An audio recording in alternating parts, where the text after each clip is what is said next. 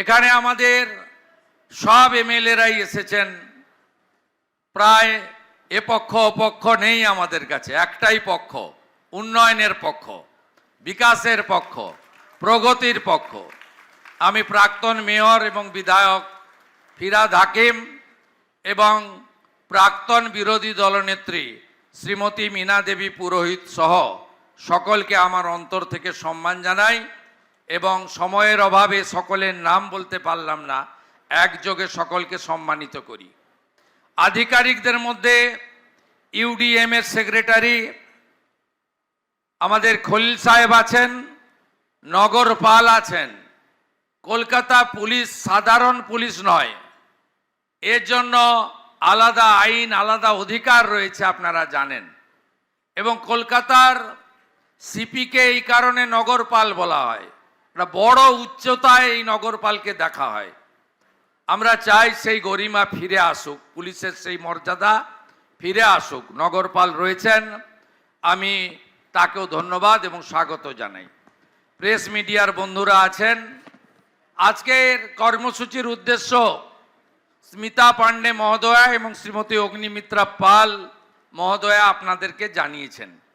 মাননীয় প্রধানমন্ত্রী আসছেন, বিশ্ব যোগা দিবস কলকাতায় অনুষ্ঠিত হবে, গোটা রাজ্যে হবে, গোটা দেশে হবে।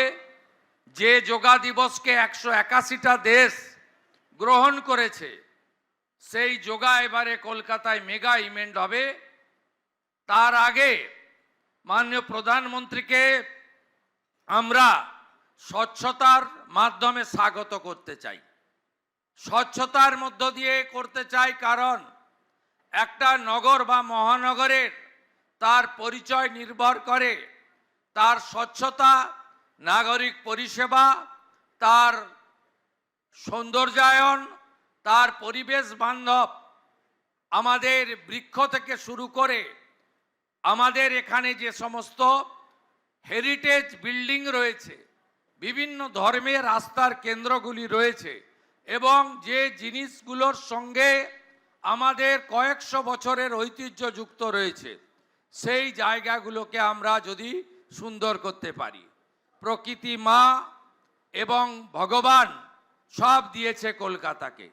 এত সুন্দর নদী, এত সুন্দর তার পরিবেশ, এত সুন্দর পরিকাঠামো এবং এখানকার লোকেরা এত রুচি সম্পন্ন, সংস্কৃতিবান এবং তাদের শিক্ষা দীক্ষা সচেতনতা এত উচ্চতায় রয়েছে। আমরা একে যদি সঠিকভাবে কাজে লাগাতে পারি, তাহলে আমাদের কল্লোলিনী তিলোত্তমা, যাকে সিটি অফ জয় বলা হয়, একটা সময় যে শহর আমাদের ভারতবর্ষের কালচারাল ক্যাপিটাল ছিল, যে শহরে স্বামী বিবেকানন্দের মতো বিশ্ব বন্দিত যুব সন্ন্যাসী জন্মগ্রহণ করেছেন, সেই শহরকে আমরা ঠিক উচ্চতায় নিয়ে যেতে পারব। তাই আগামী 15 থেকে যে কর্মসূচি কমিশনার মহোদয়া এবং মাননীয় মন্ত্রী ঘোষণা করেছেন, আপনাদের সকলের সহযোগিতা আমি প্রার্থনা করি। আমি নিজে 17 তারিখে গঙ্গার পার্শ্ববর্তী এলাকা স্বচ্ছতাতে আপনাদের সঙ্গে সকালে থাকব এবং 18 তারিখে আমি ভবানীপুর বিধানসভা কেন্দ্রেও সকালবেলা প্রত্যুষে আপনাদের সঙ্গে থাকব। আমরা 19 তারিখ একটি হাফ ম্যারাথন করব স্বচ্ছতার জন্য, যা শুরু হবে কলকাতা কর্পোরেশনের গেট থেকে, শেষ হবে ঐতিহ্যমণ্ডিত মহাকরণ রাইটার্স বিল্ডিংয়ের সামনে গিয়ে। সেখানেও আপনাদের সবাইকে উপস্থিত থাকার জন্য অনুরোধ করব। রাজ্যের যুব কল্যাণ দপ্তর এবং বিভিন্ন স্পোর্টস অর্গানাইজেশন কলকাতা পুলিশকে বিশেষ দায়িত্ব নিয়ে এই ম্যারাথনটি সংগঠিত করার জন্য আমি অনুরোধ জানাবো। আপনারা যেহেতু এখানে অনেক জনপ্রতিনিধিরা এসেছেন, বিধায়করা, মন্ত্রীরা, অনেক প্রাক্তন কাউন্সিলররা এসেছেন, যেহেতু একটি অচল অবস্থা সৃষ্টি হওয়ার পরে মাননীয় বিদায়ী মেয়র পদত্যাগ করার পরে পৌরসভায় আমরা নিয়ম মেনে আইন মেনে 3 দিনের মধ্যে নির্বাচিত বোর্ড করার আবেদন করেছিলাম। যারা সংখ্যাগরিষ্ঠ দল ছিলেন তারা সে কাজ করতে পারেননি। আমি এটা বিতর্কের জায়গায় নিয়ে যাব না, আইনের পরিভাষা দিয়ে বলবো। তাই রাজ্য সরকার বাধ্য হয়েছে প্রশাসক বসাতে। 8ই জুন প্রশাসক বসেছে। আগামী 6 মাস অর্থাৎ 7ই ডিসেম্বরের মধ্যে রাজ্যের নির্বাচন কমিশন, স্টেট ইলেকশন কমিশন, তারা রাজ্য সরকারের সুপারিশে নির্বাচিত কর্পোরেশনের হাতে দায়িত্ব তুলে দেওয়াই আমাদের কাজ, আমাদের লক্ষ্য। এটা নিয়ে আপনারা এতটুকু বিচলিত হবেন না। গণতন্ত্রে মানুষ শেষ কথা বলে। মানুষকে সম্মান মর্যাদা দেওয়া যে কোনো নির্বাচিত সরকারের দায়িত্ব। কিন্তু কর্পোরেশনের মতো যে শহরে শুধু স্থায়ী বাসিন্দা নয়, প্রত্যেক দিন লক্ষ লক্ষ মানুষ, শুধু এই রাজ্যের নয়, সমগ্র উত্তর পূর্বাঞ্চলের নয়, উড়িষ্যা, ঝাড়খণ্ড, বিহারের নয়, প্রতিবেশী রাষ্ট্র নেপাল, ভুটান, বাংলাদেশের নয়, গোটা ভারতবর্ষেরই মিনি ইন্ডিয়া হলো কলকাতা। এখানে কত কর্পোরেট, কত সরকারি দপ্তরের হেডকোয়ার্টার রয়েছে। এখানে মেট্রো নেটওয়ার্ক, এখানে সার্কুলার রেল থেকে শুরু করে এখানে শিয়ালদা এবং কাছেই হাওড়ার মতো গুরুত্বপূর্ণ আমাদের রেল স্টেশন রয়েছে। স্বাভাবিকভাবে এই শহরে কর্পোরেশনের কিছু কাজ আছে যেটা রাজ্য বা কেন্দ্রীয় সরকার করে না। এই কাজ 1 মিনিট, 1 ঘন্টা, একদিনও বন্ধ রাখা যায় না।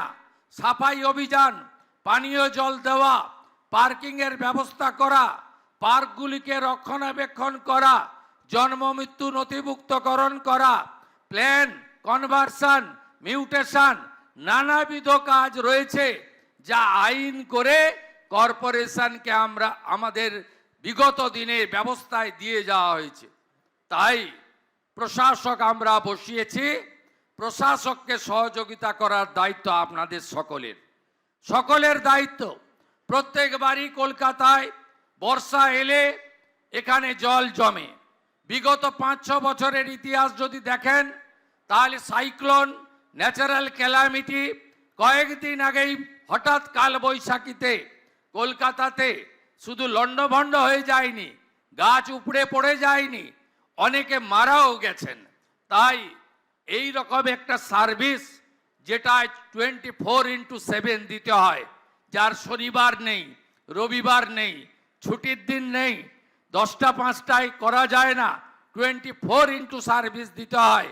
এক্ষেত্রে শুধুমাত্র কমিশনার বা প্রশাসক, আধিকারিক বা ইঞ্জিনিয়ার বা কেবলমাত্র পৌর কর্মীদের উপরে বা সঙ্গে পুলিশের উপরে নির্ভর করে কিন্তু করা যায় না।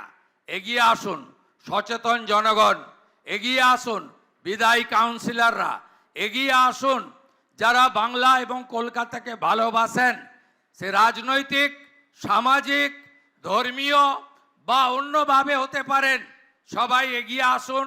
এই সময়কালে আমরা যাতে কলকাতার মানুষ জল জমে যাওয়ার জন্য কষ্ট না পায়, বিপদে না পড়ে এবং আমাদের কর্পোরেশনের প্রত্যেকটা পরিষেবা আমরা যাতে সুন্দরভাবে দিতে পারি, সেই সহযোগিতা আমি আপনাদের সকলের কাছ থেকে প্রার্থনা করব। আমরা কলকাতা কর্পোরেশনকে এই অর্থবর্ষে স্টেট আমাদের যে ভোট অন অ্যাকাউন্ট আগেই হয়েছে এবং আমাদের যে টেন্টেটিভ প্রভিশন রয়েছে সেখানে আমরা আপনাদের অ্যাডিশনাল ডেভেলপমেন্টের জন্য 600 কোটি টাকা দিতে পারি যদি প্রপোজাল আপনারা দেন। আমরা দিতে পারি অমৃত যোজনায় ভারত সরকারের যে কস্ট রেশিও ভিত্তিতে 60-40, 60 সেন্ট্রাল গভর্নমেন্ট দেয়, 40 আমরা দিই, আরও 500 কোটি টাকা আপনাদের দিতে পারি। নমামি গঙ্গা আপনাদের ঠিক মতো হয়নি, এসটিপি সেন্টারগুলো আপনারা ঠিক মতো পাননি। আমরা চেষ্টা করছি আরও এসটিপি স্টেশন বাড়িয়ে নমামি গঙ্গাতে আরও 500 কোটি টাকার কাজ করার জন্য।